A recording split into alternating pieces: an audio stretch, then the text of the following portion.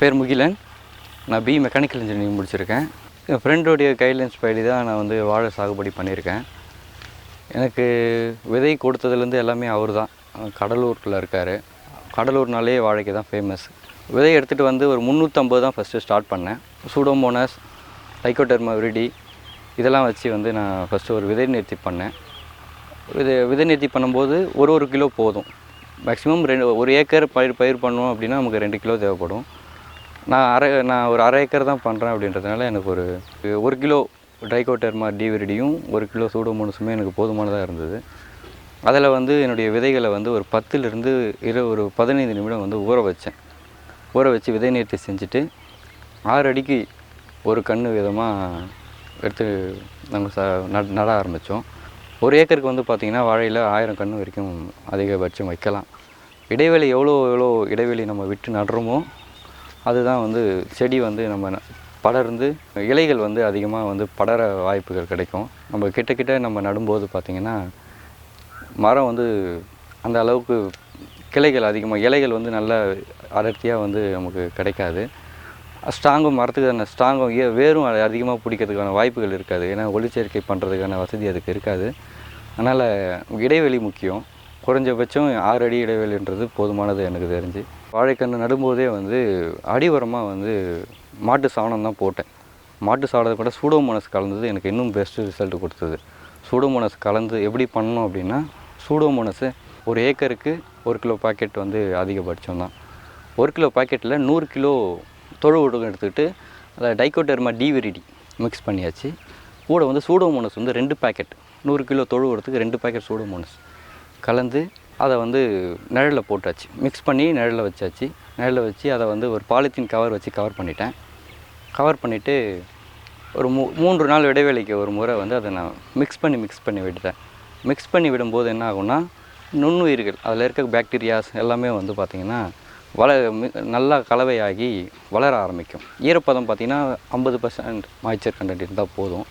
அதுக்கு நம்ம அடிக்கடி கொஞ்சோண்டு லைட்டாக நான் தண்ணி மட்டும் தெளிச்சுக்குவேன். அதை மிக்ஸ் பண்ணி ஒரு 10 நாள் ஆனதுக்கப்புறம் அதை எடுத்துகிட்டு வந்து நான் கிழங்கு நடும்போதே வந்து அது கூட அடிவரமாக போட்டு கிழங்கு வந்து நட்டாச்சு. நட்டு ஒரு 3 மாத காலம் வரைக்கும் நான் எதுவுமே பண்ணல. அந்த கன்றுக்கு எந்த ஒரு உரமோ எதுவுமே போடல. மாட்டு சாணம் நான் தொழு உரம் போட்டதோடு சரி. அந்த 3 மாதமும் கூடவே வந்து நான் உளுந்து பயிர் வச்சேன். 3 மாதம் வந்து உளுந்து பயிர் வச்சுருந்தேன். அந்த உளுந்தும் நல்ல மகசூல். நான் கூட வந்து நான் இயற்கை உரம் போட்டதுனால கழனிக்கு முன்னாடியே வந்து இயற்கை உரம் போட்டு வச்சுருந்தேன். அதனால் நல்ல மகசூல் கிடச்சிது. 3 மாதம் முடிஞ்சதுக்கப்புறம் உளுந்து சாகுபடி முடிஞ்ச உடனே உளுந்து எடுத்தாச்சு.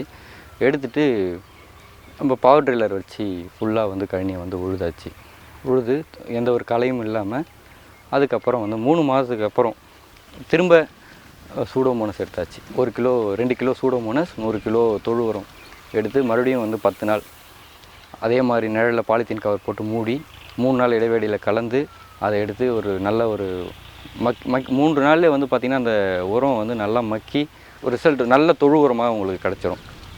அதை நீங்கள் போட்டாலே ஒரு கன்றுக்கும் அதை போட்டாலே போதும். அதை போட்டு ஒரு 6 மாத காலம் வந்து எனக்கு எந்த ஒரு நோயோ இலைவாடல் நோயோ எதுவுமே கிடையாது. ஏன்னா சூடோமோனாஸுக்கு முக்கிய அது பண்ணக்கூடிய முக்கிய விஷயமே என்னென்னா, இந்த இலைவாடல் நோய் வந்து மிகப்பெரிய கட்டுப்படுத்தியாக வந்து அது இருக்குது. இலைவாடல் நோய் எடுத்துக்கிட்டிங்க அப்படின்னா, இலைவாடல் நோய் வந்தது அப்படின்னாலே வேர்ப்புழு வந்து கூடவே வந்துடும். ஏன்னா 2ம் இரட்டை சகோதரிகள் மாதிரி. ஒன்று வந்துச்சு அப்படின்னா இன்னொன்று வந்துடும். இதுக்கு நீங்கள் சூடோமோனாஸ் தான் பெஸ்ட்டு ரிசல்ட் எனக்கு கொடுத்து. என்னுடைய சாகுபடியில் பார்த்திங்கன்னா எனக்கு பெஸ்ட்டு ரிசல்ட் கொடுத்தது பார்த்திங்கன்னா சூடோமோனாஸ் மட்டும்தான். நான் வேறு எந்த ஒரு உரமோ வேறு எதுவும் ஒரு ஆர்டிஃபிஷியலாக எந்த ஒரு பஞ்சிசைடோ எதுவுமே நான் யூஸ் பண்ணல. பஞ்சிசைடு நான் யூஸ் பண்ணது ட்ரைகோடெர்மா விரிடி மட்டும்தான். ஒரு பூஞ்சானை கோழியாக நான் அதை யூஸ் பண்ணேன். சூடோமோனாஸ் வந்து நான் 45 நாள் ஆச்சு. 45 நாள் ஆன உடனே சூடோமோனாஸ் ஒரு கிலோ சூடோமோனாஸு 200 லிட்டரு சுத்தமான தண்ணி இதை எடுத்து ஒரு ஏக்கருக்கு நம்ம ஸ்ப்ரே பண்ணலாம். நான் வந்து அரை கிலோ மட்டும் எடுத்துகிட்டேன். அரை கிலோ 100 லிட்டர் தண்ணி மட்டும் எடுத்துகிட்டு ஸ்ப்ரே பண்ணேன். ஸ்ப்ரே பண்ணி 10 நாள் இடைவெளிக்கு ஒரு முறை எனக்கு லைட்டாக இலைவாடல் தெரிய ஆரம்பித்த உடனே வந்து நான் ஸ்ப்ரே பண்ண ஆரம்பித்தேன். 45வது நாள், 55வது நாள், 65வது நாள் 3 இடைவெளியில் நம்ம ஸ்ப்ரே பண்ணலாம். நமக்கு அறிகுறி தெரியல அப்படின்னா ஒரு ஸ்ப்ரேயில் வந்து நிறுத்திக்கலாம். அது அது போதும், நம்ம திரும்ப திரும்ப ஸ்ப்ரே பண்ண வேண்டிய அவசியம் கிடையாது. 8 மாதத்துக்கு அப்புறம் வந்து எனக்கு பூ வைக்க ஆரம்பிச்சிச்சு. பூ வைக்க ஆரம்பித்த உடனே எந்த ஒரு ஸ்ப்ரேவோ எதுவுமே நான் பண்ணலை. பூ வச்சு நம்ம குலை தள்ளும்போது என்ன பண்ணலாம் அப்படின்னு பார்த்தீங்கன்னா, ஸ்ப்ரே அடிக்கக்கூடாது, உரம் மட்டும் போட்டு வரலாம். கால்சியம் நைட்ரேட் மட்டும் கொஞ்சோண்டு போட்டேன். பனானா பூஸ்டராக செயல்படுதுன்னு சொல்லியிருந்தாங்க. கால்சியம் நைட்ரேட் சத்து மட்டும் கொஞ்சோண்டு நான் வந்து கொஞ்சோண்டு ஒரு கிலோ பாக்கெட் வாங்கி கொஞ்சம் கொஞ்சமாக நம்ம கண்ணில் மட்டும் கொஞ்சோண்டு வச்சு விட்டேன். அந்த வாழை சாகுபடியிலே வந்து பார்த்திங்கன்னா பெரிய ஒரு ட்ராபேக் அப்படின்னு பார்த்திங்கன்னா காற்று. ஆடி மாதம் ஆனாலே பார்த்திங்கன்னா காற்று பயங்கரமாக இருக்கும். அதில் வந்து நம்ம அந்த பயிரை காப்பாற்றிட்டோம், அந்த 1 மாத காலம் வந்து நம்ம பயிரை வந்து காப்பாற்றிட்டோம் அப்படின்னு வச்சிங்கன்னா தப்பு நடக்க வாய்ப்பே கிடையாது. நம்ம அதுக்கப்புறம் வந்து நல்ல மகசூல் எடுத்துடலாம். அந்த 1 மாத காலம் வந்து அந்த குலை தள்ளுற ஸ்டேஜில் இருந்ததுன்னா இன்னும் பெரிய பிரச்சனை. அந்த டைமில் வந்து குலை தள்ளிடுச்சு அப்படின்னா அதை நம்ம பாதுகாக்கிறது கண்டிப்பாக வந்து ஒரு சவுக்கு கழியோ ஏதோ ஒரு கழி வந்து முட்டு கொடுத்து நம்ம வந்து அதை பாதுகாத்துடணும். காற்று அதிகமாக இருக்க இடத்துல இந்த சைடில் எந்த ஒரு காற்றும் வந்து கழனிக்குள்ளே போகிற மாதிரி வச்சுக்கவே கூடாது. நமக்கு வந்து அது அடர்த்தியாக இருந்தால் தான் வந்து நமக்கு ரொம்ப நல்லது. நம்ம சைடில் எதனா ஒரு கேப் விட்டுட்டோம்னாலே ஃபுல்லாக உள்ளே இருக்க மரம் எல்லாமே விழுந்துடும். நான் வந்து எடுத்துகிட்டு போயிட்டு எந்த ஒரு வியாபாரியோ யாரையும் பார்க்கல, நானாக எடுத்துகிட்டு போயிட்டு என்னோடய சொந்த முயற்சியில் தெருவோரமாகவே சாதாரணமாக ஒரு கடையை போட்டு நேரடி சேல்ஸ்க்கு ஆரம்பிச்சிட்டேன். அதற்கான நியாயமான விலை எனக்கு நேரடியாக மக்கள்கிட்ட எடுத்து போய் சேர்த்ததுனால எனக்கு அதுக்கான நியாயமான விலை கிடச்சிது. எந்த ஒரு மிடில் மேனை போய் நான் பார்க்கல, நேரடியாக போயிட்டு நான் மக்கள்கிட்ட சேர்த்ததுனால எனக்கு நல்ல ஒரு வரவேற்பு அவங்கக்கிட்ட. ஏன்னா நான் அதிகமாக வந்து இதில் வந்து எப்படியும் பார்த்தீங்கன்னா ஒரு 80% வந்து நம்ம இயற்கை முறையாக நான் பண்ணதுனால இது நிறைய பேருக்கு இங்கே பக்கத்தில் இருக்கவங்களுக்கு தெரியும். அவங்கனால நல்ல ரீச் கிடச்சிது மக்கள்கிட்ட. பழம் வந்து பார்த்திங்கன்னா மரத்தில் பழுத்ததுக்கப்புறம் தான் நான் அந்த தாரை வெட்டுவேன். அதனால் இயற்கையாக பழுக்கிறதுனால அதையும் விரும்பி நிறைய மக்கள் வாங்க ஆரம்பித்தாங்க. மொத்தம் 500 மரம் வச்சுருக்கேன். இதில் 300 தாருக்கு மேலே நான் நேரடியாக மக்கள்கிட்ட எடுத்து போய் சேல்ஸ் பண்ணி இப்போது என் தோட்டம் கிட்டத்தட்ட முடிகிற ஸ்டேஜுக்கு வந்துடுச்சு. சோதனை முயற்சியை தான் இதை நான் இப்போ ஸ்டார்டிங்கில் பண்ணேன். என்னுடைய தாரும் பார்த்திங்கன்னா ஒரு 8லேருந்து 12 சீப்பு வரைக்கும் வந்து வச்சுருக்கு. காயும் நல்லா வந்து ஊறி போய் நல்ல ஒரு வெயிட்டும் பார்த்திங்கன்னா 22 கிலோ வரைக்கும் ஒரு தார் வருது. மேக்ஸிமம் பார்த்திங்கன்னா எனக்கு அதிகபட்சம் 22 கிலோ வரைக்கும் ஒரு தார் வருது. குறைஞ்சபட்சம் ஒரு 10 கிலோ வரைக்கும் தார் வந்துட்டுருக்கு.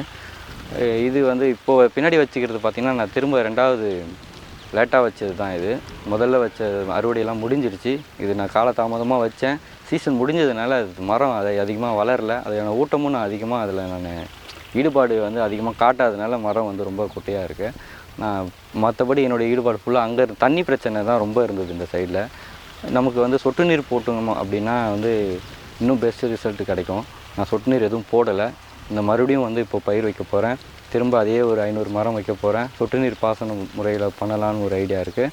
கண்டிப்பாக நல்ல ரிசல்ட் கிடைக்கும்னு சொல்லிட்டு நம்புகிறேன். ஒரு 5 மாதம் ஆன உடனே பார்த்திங்கன்னா இந்த சைடில் வந்து பக்கக்கன்று வளர ஆரம்பிச்சிடும். இந்த பக்கக்கன்னை வந்து நம்ம வந்து கட் பண்ணி விடுறது தான் ரொம்ப நல்லது. நான் பூவன் பழம் பண்ணதுனால எனக்கு வந்து கொலை மேலே தான் நமக்கு எதனா ஒன்று தான் வந்து நமக்கு ஈல்டு எடுக்க முடியும். ஒன்று இலை, இன்னொன்று நமக்கு வந்து பழமாக எடுக்கணும். அப்படின்னா 2த்தில் எது வேணுமோ அதை சூஸ் பண்ணிக்கங்க. ஃபஸ்ட்டு இலை வேணும் அப்படின்னா நம்ம வந்து பக்கக்கன்னை வெட்ட வேண்டிய அவசியம் இல்லை. இலைக்கு விட்டுட்டா நம்ம இலை தேவையில்லை, நம்ம வந்து வாழை தான் வேணும், தாராக தான் மகசூல் எடுக்கணும் அப்படின்ற பட்சத்தில் 5 மாதத்துலேருந்து ஒவ்வொரு பக்கக்கன்னையும் நம்ம வந்து கட் பண்ணி எடுத்துகிட்டு போய் கழனி விட்டு அப்புறப்படுத்திடுங்க. ஒரே ஒரு தாய் மரம் மட்டும் இருந்தால் போதும், எந்த ஒரு பக்கக்கன்னும் வச்சுக்க வேண்டியதில்லை. அப்போது தான் வந்து பார்த்திங்கன்னா ஈல்டு வந்து நமக்கு நல்லபடியாக ஈல்டு கிடைக்கும். பக்கக்கன்று வளர விட்டோம் அப்படின்னா அதனுடைய சத்துக்கள் எல்லாமே வந்து நம்ம கொலைக்கு போய் சேர வாய்ப்புகள் இல்லை. ஏன்னா அந்த பக்கக்கன்று வளர்றது அந்த சத்துக்கள் வந்து தாய் மரத்தில் இருக்க சத்துக்களை அதை எடுத்துக்கிறதுனால நல்ல தாராக வந்து கிடைக்க வாய்ப்புகள் இல்லை. அதனால் வந்து பக்கக்கன்றுகள் வந்து வெட்டி ஒரே ஒரு தாய் மரத்தை மட்டும் விட்டு நம்ம மகசூல் பண்ணுறது நமக்கு நல்ல ரிசல்ட்டை கொடுக்கும். நம்ம சைடில் பார்த்திங்கன்னா கடலூருக்கும் இப்போ நம்ம திண்டிவனத்துக்கும் பார்த்திங்கன்னா மண்ணுக்கும் பார்த்திங்கன்னா என்ன பிரச்சனை வருது அப்படின்னா, இங்கே வந்து நம்ம கொலையில் பார்த்திங்கன்னா காய் வந்து கருக ஆரம்பிச்சிடுது, கருப்பு தட்டுது அப்படின்னு சொல்கிறாங்க. கருப்பாக வந்து காய்களை வந்து தோன்ற ஆரம்பிச்சிது. இதுக்கு என்ன பண்ணலாம் அப்படின்னு சொல்லிட்டு நான் வந்து கேட்கும்போது, நான் இப்போ தான் முதல்ல பண்ணுறதுனால எனக்கு தெரியல. அதை நான் முடிஞ்ச அளவுக்கு கண்ட்ரோல் பண்ண பார்த்தேன். அதை கண்ட்ரோல் ஆகலை. ஒரு சில தாரில் அது வெளிப்பட்டுச்சு. அதை நான் கேட்கும்போது எனக்கு என்ன அட்வைஸ் பண்ணுறாங்க அப்படின்னா, நம்ம தார் தள்ளுது பார்த்திங்களா, தார் தள்ளும்போதே இலை சருகுலாம் இருக்குது பார்த்திங்கன்னா, இந்த சருகை வச்சு அதை சுற்றி கட்டிட சொல்கிறாங்க. கட்டிட்டோம் அப்படின்னா பாலித்தீன் கவரை வச்சு நம்ம கவர் பண்ணுறதை விட நம்ம சருகை வச்சு கட்டினாலே உங்களுக்கு போதும். எந்த ஒரு கருகளும் எதுவும் ஆக வாய்ப்பு கிடையாது. நம்ம தார் வந்து நல்ல ஷைனிங்காக இருக்கும், பார்க்க நல்ல காட்சி அளிக்கும் அப்படின்னு சொல்லிட்டு நமக்கு அட்வைஸ் கொடுத்துருக்காங்க. அடுத்த முறை அதை தான் பண்ண போகிறோம். நான் கம்பெனியில் ஒர்க் பண்ணிகிட்டு இருக்கும்போது ஒர்க் ப்ரெஷர் நிறைய இருக்குது. ஏன்னா நம்ம வேறு ஒரு ஆள்கிட்ட போய்ட்டு தனியாக வந்து ஒர்க் பண்ணுறோம். ஒரு சூப்பர்வைசர் இருப்பாங்க, ஒரு மேனேஜர் இருப்பாங்க. நம்ம என்ன சொல்லப்போனால் ஒரு அடிமட்டத்தில் தான் ஒரு இன்ஜினியரிங் படிச்சிருந்தாலுமே நம்ம வந்து அவங்க கீழே தான் வேலை பார்க்க போகிறோம். அவங்க கட்டளையை கேட்டு நடக்கிற ஒரு ஊழியராக தான் நம்ம இருப்போம். நமக்கு அதெல்லாம் தேவையில்லை அப்படின்னு சொல்லிட்டு அது வந்து ஒரு 3 ஆண்டு காலம் பார்த்தேன். அதெல்லாம் எதுக்கு? நம்மக்கிட்ட ஒரு 4 ஏக்கர் நிலம் இருக்குது. நாம் போய் இன்னொருத்தர்கிட்ட போய்ட்டு கை கட்டி எதுக்கு வேலை செய்யணும்? கை கட்டி வேலை செய்கிறத விட அவங்களுடைய ஒர்க் ப்ரெஷர்ன்றது ரொம்ப அதிகமாக இருக்கும் ஒரு ஒர்க் ஃபீல்டில் போயிட்டீங்க அப்படின்னா. இதெல்லாம் யோசனை பண்ணி தான் ஒரு 3 ஆண்டுகளுக்கு அப்புறம் நான் வந்து திரும்ப விவசாயத்துக்கு வந்தேன்.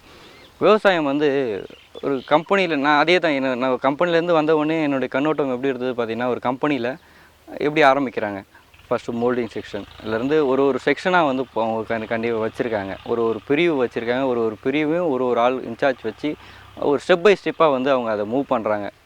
ஒரு சாதாரண வந்து ஒரு நட்டு எப்படி ஒரு பைக்காக உருவாகுது, ஒரு நட்டில் இருந்தால் ஒரு பைக் ஆரம்பிக்குது.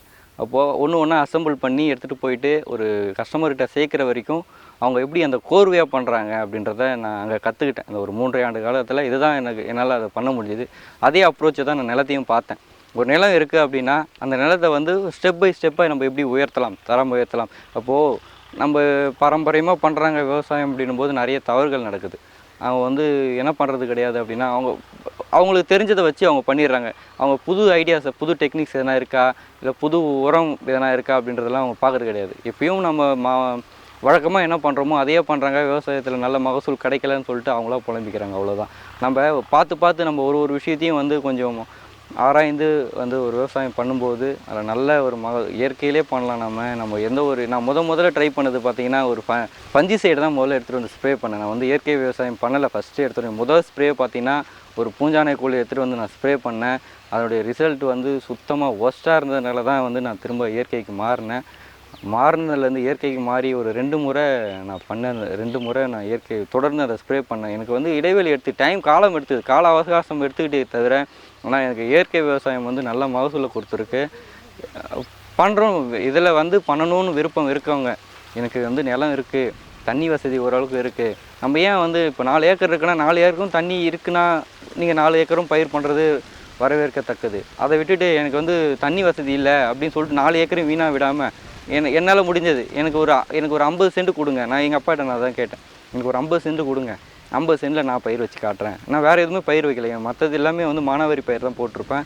எனக்கு இருக்க தண்ணியை வச்சு ஒரு 50 சென்ட் மட்டும் போதும், அதிலே வந்து நல்ல மகசூல் எடுக்கலாம் அப்படின்னு சொல்லிட்டு இருக்கிற தண்ணியை வச்சு இருக்கிற ஒரு 50 சென்ட் இடத்துல இப்போது நான் பண்ணியிருக்கேன். எனக்கு கிட்டத்தட்ட பார்த்திங்கன்னா இல்லை நல்ல வருமானம் தான். எனக்கு நஷ்டம்னா நான் சொல்லவே மாட்டேன். கண்டிப்பாக எனக்கு நான் எவ்வளோ போட்டனோ அதை விட 2 மடங்கு எனக்கு இந்த வாழை எனக்கு திருப்பி கொடுத்துருக்குன்னு தான் நான் சொல்லுவோம். நாம் தான் முதலாளி. ஆக்சுவலாக விவசாயிகள் எல்லாருமே முதலாளிகள் தான். எடுத்துகிட்டு போய் நேராக ஒரு மிடில் மேனை சந்திக்காமல் நீங்கள் நேரடியாக எடுத்துகிட்டு போயிட்டு மக்கள்கிட்ட சேர்த்திங்க அப்படின்னா இதில் கண்டிப்பாக வந்து நல்ல வரவேற்பு கிடைக்கும். மக்கள்கிட்ட கண்டிப்பாக வரவேற்பு இருக்குது. நீங்கள் வந்து இந்த ஒரு விஷயத்தை மட்டும் எடுத்துகிட்டு போயிட்டு எந்த வாழையோ இல்லை நீங்கள் ஒரு கத்திரி பயிர் வச்சாலும் எந்த ஒரு தோட்ட பயிராக இருக்கட்டும், எதுவாக இருந்தாலும் நேரடியாக மக்கள்கிட்ட எடுத்து போய் சேர்க்குற வழியை வச்சு உங்கள் வட்டாரத்திலே போதும். உங்களுக்கு ஒரு 100 பேர் தெரியுதா, அந்த 100 பேர்கிட்ட எடுத்துகிட்டு போய் சேருங்க போதும். நீங்கள் வந்து இதை எடுத்துகிட்டு போய் நீங்கள் நல்ல பிரம்மாண்டமாக செய்ய வேணாம். நீங்கள் ஒரு 25 சென்ட் போடுறீங்க, ஒரு 50 சென்ட் போடுறீங்க அப்படின்னா 50 சென்ட்டையும் எடுத்துகிட்டு போயிட்டு உங்களுக்கு தெரிஞ்ச வட்டாரத்திலே வந்து நீங்கள் விற்பனை பண்ணுங்கள். அது நல்ல விலை மக்கள் கொடுப்பாங்க. நீங்கள் இயற்கை முறையில் செஞ்சீங்கன்னா இன்னும் வரவேற்பாங்க. உங்களை இன்னும் நிறைய பேர் என்னை வந்து என்கரேஜ் பண்ணியிருக்காங்க. இதில் நல்ல வரவேற்பும் கிடச்சிருக்கு. திரும்ப நான் இதை வந்து ஃபுல் அண்ட் ஃபுல் 100% நம்ம எப்படி வந்து இயற்கை முறையில் பண்ணுறது அப்படின்றத அடுத்தது வட்டமாக நான் யோசிச்சுட்ருக்கேன். கண்டிப்பாக அதை இயற்கை முறையில் தான் பண்ண போகிறேன்.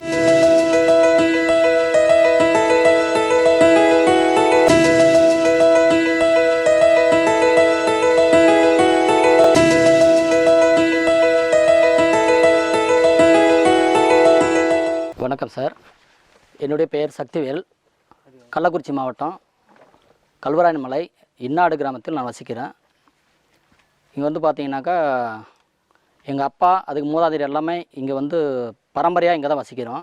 ஒரு 10 வருஷத்துக்கு முன்னாடி என்னுடைய சொந்த முயற்சினால் இங்கே மரம் நட நான் தான் ஆரம்பித்தேன். மரம் நட்டு ஒரு 4 வருஷம் கழிச்சு மிளகு காஃபி ஊடு பயிராக போட்டேன். அதனால் பார்த்திங்கன்னா இப்போ ஒரு 7-8 வருஷம் கழிச்சு மகசூல் வந்துட்டுருக்கு. மகசூல்னு பார்த்திங்கன்னா காஃபி வந்து வேலை அதிகம். காஃபி வந்து பார்த்திங்கன்னா ஒரு 6 மாதத்துக்கு வேலை அதிகமாக கொடுக்கும். அதில் பார்த்திங்கன்னா காஃபி வந்து இங்கே மெயின்டெனன்ஸ் செலவுக்கு போயிடும். மிளகு வந்து பார்த்திங்கன்னா ஃபுல் அண்ட் ஃபுல் எல்லாமே லாபம். மிளகு வந்து எல்லாமே மாட்டுச்சாணத்தை கொண்டு தான் பராமரிக்கிறோம். இயற்கை விவசாயம் தான். அதே மாதிரி காஃபிக்கு பார்த்திங்கன்னா மாட்டுச்சாணம் தான் போடுறோம். உரம் யூரியா அது மாதிரிலாம் எதுவுமே நாங்கள் யூஸ் பண்ணுறதே கிடையாது. மிளகு ஏன் போட ஆரம்பிச்சோன்னா இங்கேருந்து மக்கள் எல்லாமே வெளியூர் வேலை தேடி போனாங்க. வெளியூர்னா மைசூருக்கு வேலைக்கு போனாங்க. அங்கேயும் வந்து என்னென்னா காஃபி மிளகு அங்களுடைய அறுவடை பண்ணுறது காஃபி பறிக்கிறது இந்த வேலைக்கு தான் போனாங்க. அங்களுடைய சூழ்நிலை எப்படின்னு பார்த்திங்கன்னா மிளகு காஃபி அங்கே நல்லாவே வருது. அதே போல் இங்கே உள்ள மண்ணுடைய தரமும் மிளகு காஃபி நல்லா வரும்னு ஒரு நம்பிக்கையில் இங்கே போட ஆரம்பித்தாங்க. கிட்டத்தட்ட ஒரு 30 வருஷமாக இங்கேருந்து வெளியே போயிட்டு மைசூர் போய் தான் வேலை செய்கிறாங்க, ஏற்காடு போய் வேலை செய்கிறாங்க, வெளியே போய் தான் வேலை செய்கிறாங்க. ஏன் பொங்கல் கழிஞ்சுன்னா இங்கே வேலை கிடையாது. ஏன்னா இயற்கையை நம்பி இங்கே ஒன்றும் பண்ண முடியல. தண்ணி இருந்தால் தான் விவசாயம் பண்ண முடியும். இங்கே செய்கிற விவசாயம் எல்லாமே மரவள்ளி விவசாயம் தான் பண்ணுறாங்க. மரவள்ளி விவசாயத்தில் பார்த்திங்கன்னா குச்சி கிழங்கு வந்து நஷ்டத்தில் கொண்டு போய் விடும். இடைத்தரகர்கள் இருக்காங்க. இங்கேருந்து ஆத்தூர் தான் அதனுடைய மில்லெல்லாம் இருக்குது. அந்த மில்லில் போய் பார்த்திங்கனாக்கா இங்கேருந்து கொண்டு போய் சேர்க்கறதுக்குள்ளே முக்கால்வாசி நஷ்டம் ஆகிடுது. அதில் பார்த்திங்கன்னா மரவள்ளியில் வந்து சுத்தமாக லாபமே கிடையாது. இந்த மக்கள் வந்து போய் மைசூர் வேலை செய்யும்போது நாம ஏன் அந்த அங்கே இருக்கிற வந்து காஃபி மிளகு வந்து நம்ம இடத்துல வந்து கொண்டு வந்து நம்ம செய்யக்கூடாது அப்படின்னு சொல்லிட்டு ஆரம்பித்தாங்க. முதல் முறையாக ஒரு 2010 தான் நான் இந்த மரம் நட ஆரம்பித்தேன். மரம் நட்டு பார்த்திங்கனாக்கா நேல் வரணும். 4 வருஷம் கழித்து தான் மிளகுக்கூடியை நட முடியும். மிளகுடி எப்படி பராமரிக்குதுன்னு சொல்லிட்டு தோட்டக்கலைத்துறையில் எங்களுக்கு வந்து பயிற்சி கொடுத்தாங்க. எங்கள் விருதாலம் போயிட்டு பயிற்சி கொடுத்தாங்க. ஒரு 3-4 டைம் வந்து பயிற்சி பெற்றுக்கிட்டோம். அதன் பிறகு ஏற்காடு போய் அங்கேயும் பயிற்சி கொடுத்தாங்க. அங்கேயும் வந்து கொடியெல்லாம் வந்து எங்களுக்கு மிளகுடி வைக்கிறது பதியம் போடுறதுக்கு எங்களுக்கு வாங்கி கொடுத்தாங்க. ஏதோ தோட்டக்கலைத்துறை மூலமாக நாங்கள் எடுத்துகிட்டு வந்து நட்டோம். அதன் பிறகு எங்களுக்கு தேவையானதை நாங்களே வந்து கொடியை வந்து வெளியிருந்து கொண்டு கட் பண்ணி வச்சு நாங்களே பதியம் போட்டு எங்களுக்கு மரத்தில் நாங்களே ஏற்றிட்டோம். 4 வருஷம் கழிச்சு பிறகு தான் மிளகுடியை ஏற்ற ஆரம்பித்தோம். அப்புறம் 5 அடி ஏறின பிறகு திரி இறங்க ஆரம்பிக்கும். அப்போ 2 வருஷத்தில் திரி இறங்க ஆரம்பிச்சு 2-3 வருஷம் 1 வருஷத்துக்கு 4 அடி வந்து கொடி மேலே ஏறும். 4 அடி ஏறிச்சுன்னா ஒரு 5-6 வருஷத்தில் வந்து ஒரு மரத்துக்கு ஒரு 4 கிலோ 5 கிலோ மிளகு வந்துடும். மிளகு வந்துன்னா வெறும் பச்சை மிளகு அப்படியே வந்து விற்க முடியாது. மிளகு வந்து லேசாக ஒன்று விட்டு ஒன்று வந்து பழுக்க ஆரம்பிக்கும். அந்த டைமில் முழுசும் உருவி எடுத்துடணும். முழுசும் உருவி எடுத்து மிளகை வந்து பதப்படுத்தணும். ஒரு நாள் வெயிலில் காய வச்சு மறுபடியும் ஒரு நைட்டில் வந்து ஃபுல்லாக போட்டு போற்றி விட்டுறணும். ஏதாவது இது துணி மாதிரி போட்டு போற்றி விட்டோம்னா மிளகு வந்து அந்த கரெக்டான பக்குவத்துக்கு வந்துடும். அப்புறம் எடுத்து வெளியே காய வச்சிட்டோம்னா அந்த கருப்பு கலர் திரும்பிடும். அப்போ பக்குவத்துக்கு வந்துருச்சுன்னு அர்த்தம். மிளகு பார்த்திங்கன்னா பச்சையாக எடுக்கும்போது 100 கிலோ வந்ததுன்னா அதை காஞ்சி நமக்கு வந்து விற்கும் போகும்போது 100ல் 3க்கு 1 பங்கு தான் காஞ்சி நம்முடைய லாபம் கிடைக்கும்.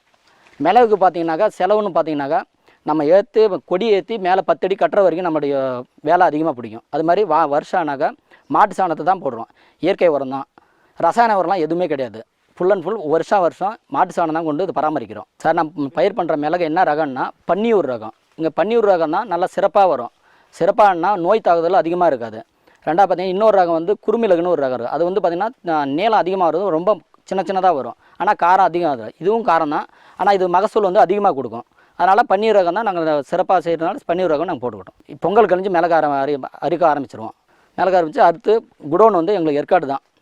அந்த என்ன ரேட்டுன்னா மார்க்கெட்டிங் ரேட்டு என்ன போகுதோ அந்த ரேட்டு தான் எங்கள்கிட்ட வாங்கிக்குவாங்க. இல்லை ஒரு லூஸில் இங்கே வந்து எங்கள்கிட்ட வந்து கேட்டு வாங்கினா ஒரு 50 ரூபா சேர்த்து கொடுத்து விற்றுருவோம். இங்கே மரம் என்ன மரம் முக்கியமாக வைக்கிறோம்னா சில்வர் ஓக்கு மரம் தான் வைக்கிறோம். ஏன் சில்வர் ஓக்கு மரம் வைக்கிறோன்னா வச்சு ஒரு 4 வருஷம் கழித்து பார்த்திங்கனாக்கா இங்கே இந்த கேப் வருதுங்களா, இந்த கேப்பில் வந்து தான் அந்த வெடிப்பாக வர்ற இடத்துல தான் முக்கியமாக வந்து மிளகு வந்து அதனுடைய வேர்ப்பாகம் வந்து அந்த கேப்பில் போய் ஏற ஆரம்பிக்கும். கேப்பில் ஏறினா அந்த மிளகு கொடி வந்து அதில் அந்த கேப்பில் போய் உட்கார ஒவ்வொரு வேரும் அப்படியே மரத்து மேலே போயிட்டே இருக்கும்.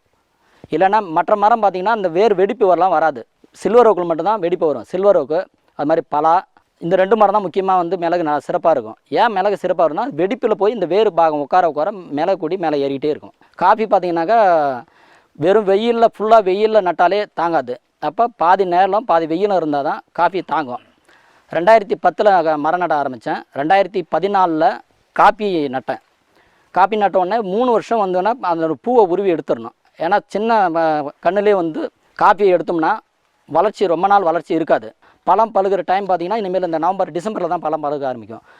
பழத்தை எடுத்துகிட்டு அந்த பழத்தை போய்ட்டு மிஷின் வச்சுருக்கோம், பல்பர் வாஷிங் மிஷின் வச்சுருக்கோம். இப்போ வாஷிங்கில் போட்டு தோல் எடுத்துகிட்டு கொட்டையை அரைச்சி கொட்டையை எடுத்து காய வைக்கணும். 6 நாள் கண்டிப்பாக காய வைக்கணும். கொட்டையை காய வச்சோம்னா 100 கிலோ வருதுன்னா காஞ்சி 20 கிலோ தான் கொட்டையினுடைய இது அவ்வளோதான் வரும். 100 கிலோ பழத்தை போட்டோம்னா 20 கிலோ தான் காய வச்சு வரும். 5ல் 1 பங்கு தான் காப்பி கொட்டை வரும். சில்வர் குமரமும் காப்பியும் வந்து 7 அடி தான் நடணும். ஏன் 7 அடியில் நடணும்னா இது காற்றோட்டம் வந்து 7 அடியில் வந்து கரெக்டாக அதோட கேப்பை வந்து கரெக்டாக ஒரு 2 அடி கேப் கிடைக்கும். ஒவ்வொரு காப்பி செடிக்கும் ஒவ்வொரு மிளகு கொடிக்கும் 2 அடி கேப் கிடைக்கும். அந்த 2 அடி கேப்பில் தான் காற்றோட்டம் உள்ளே போகும். அப்போ அந்த காற்றோட்டம் போக போக அந்த செடிக்கு, இந்த காப்பி செடிக்கு இல்லை மிளகு கொடிக்கு எல்லாமே காற்றோட்டம் போக நல்லா சிறப்பாக வளரும். ஏன் 7 அடியில் நடலாம் இல்லைனா வந்து நடணும்னு கேட்டிங்கன்னா, இந்த நேல் ஃபுல்லாக மூடிச்சுன்னா கீழே வந்து இந்த புல் பூண்டு எல்லாமே வர ஆரம்பிக்காது.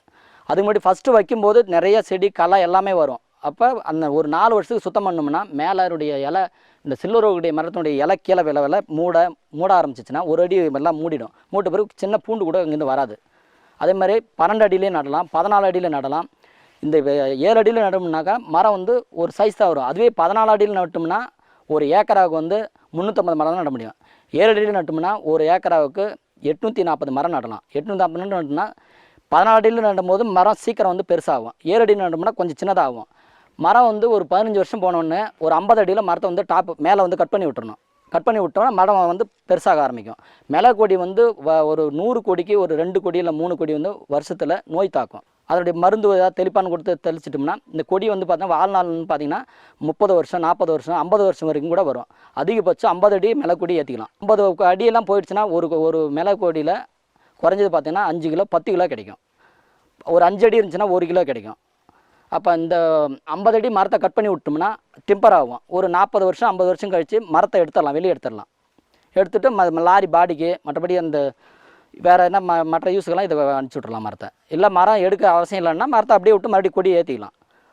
ஒரு மரத்துக்கு வந்து ஒரு பாக்கெட்டு கொடி வந்து பதியம் போட்ட கொடி வந்து 4 கொடி வைக்கணும், இல்லை 2 கொடி வைக்கலாம். மரத்தை அவருடைய கேப்பு மரம் இருக்குதுன்னா ஒரு அடி 1.5 அடி தள்ளி தான் குழி எடுக்கணும். குழி எடுத்து விட்டு அது வந்து அந்த மரத்தை பக்கம் சாச்சாப்பில் அந்த கொடியை வச்சோம்னா அது போய் வேறு ஏறி அந்த மரத்தில் ஊன ஆரம்பிச்சிடும். அந்த கீழே தொங்க விடாமல் அந்த கொடியை வந்து சணலை வச்சோ இல்லை வந்து துணியை வச்சோ கட்டிக்கிட்டே இருக்கணும். ஒரு 10 அடி ஏற வரைக்கும் அந்த கொடி கட்டிட்டு தான் இருக்கணும். இல்லைனா கீழே விழ ஆரம்பிச்சிடும், கீழே ஓட ஆரம்பிச்சிடும். கொடியை பொறுத்த வரைக்கும் ஒரு 10 அடி வரைக்கும் நம்ம கட்டிக்கிட்டு தான் இருந்தாகணும். கட்டால்னா கீழே ஓட ஆரம்பிச்சிடும். இல்லை கட்டி விட்டுட்டோம்னா 10 அடிக்கு மேலே போச்சுன்னா ஆட்டோமேட்டிக்காக அது வந்து எல்லாம் கொடி வந்து பெருக்க ஆரம்பிச்சிடும். அப்போ மேலே ஏறிக்கிட்டே போகும், எந்த கொடி கீழே விடாது. அது மாதிரி பார்த்தீங்கன்னா காட்டில் இருந்து குரங்கு அது மாதிரி பெரிய தொல்லையெல்லாம் இருக்குது. குரங்கு ஏறிச்சுன்னா இந்த கொடியை வந்து கீழே இழுத்துட்டு வந்துடும், அப்படியே மரத்துலேருந்து கீழே இழுத்துட்டு வந்துடும். சீசன் டைமில் பழம் பருக்கிற டைம்லாம் பார்த்தீங்கன்னா பழத்தை வந்து குரங்கு வந்து தின்னுட்டு போயிடுது. அப்போ ஆளை வச்சு நாங்கள் இது பண்ணிக்குவோம். இருக்கிற விவசாயம் எல்லாருமே இங்கே இந்நாட்டில் பார்த்தீங்கன்னா எல்லாருமே 500 மரத்துக்கு கம்மியில் தான் வச்சுட்ருக்காங்க. இந்த மற்ற ஏரியாவிலும் வந்து மலையில் இருக்கிற எல்லா கிராம மக்களும் இதே மாதிரி மரத்தை நட்டு மழையை பெய்ய வைங்க, அது மாதிரி வாழ்வாதாரத்தை பெருக்குங்க. அதான் நான் சொல்லியிருந்தேன்.